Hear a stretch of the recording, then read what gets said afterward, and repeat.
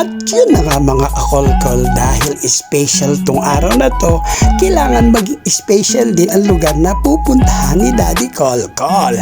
At eto nga po, napasyal ako sa Malolos, Bulacan at pinuntahan ko tong isang nagtitrending na steak and wines na matatagpuan dito sa Malolos, Bulacan, malapit lang sa Robinson na katabi ng STI at sa loob mismo ng Sea Oil. Etong steak and wine ay may mga branches dito sa Valenzuela at sa Quezon City. Pagpasok pa lang namin, napakaganda ng ambience. Talagang nakaka-good vibes.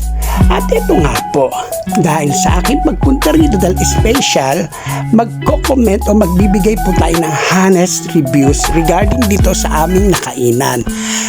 Sisimulan ko po siya sa hindi magandang nangyari at ito nga po yun. Dahil pumasok kami at may inabil kami na promo, kinausap kagad kami ng manager na maganda naman ang kanyang pag-approach. Maganda naman at walang hindi pangit sa sinabi niya. Kaya lang dahil gutom ang aking mga kasama at mag-aanli kami, hindi kami kumain ng maghapon. At dito kami nag-lunch na pa-dinner na.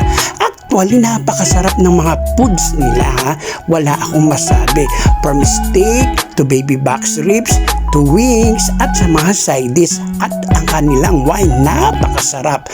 Talagang solid, wala kang maipipintas. I-rate ko ang foods nila ng 1 to 10, it's 11. Talagang quality at napakasarap.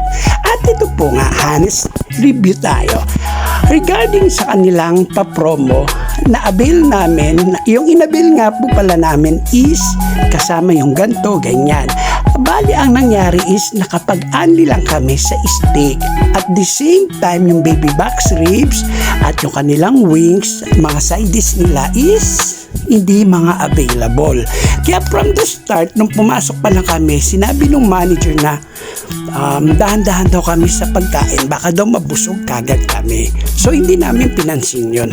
Pero okay lang yun. Sana naman maging mas komportable ang mga guests nila o mga customer nila pagpupunta kasi ang kanilang pinopromo is unlimited foods. Pero quality ang mga foods nila ha, mga kakolkol, wala akong masabi. Napakasarap. Sana maayos ito at sana maging honest sila sa mga customer dahil meron silang oras na naglalaps ng 1.5 hours at yun nga hindi pa kami tapos kumain, dumating na kagad yung bills namin para bayaran na yung aming nakain. Na actually ang dami namin inihintay pa na foods na hindi na namin na-order ulit kasi nga daw may ganito, may ganyan. So yun lang mga kakolkol.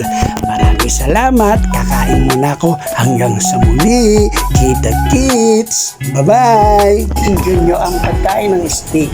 Hindi kumpleto ang steak nyo kung walang kasamang red wine. Ano? Natin na masarap nilang red wine.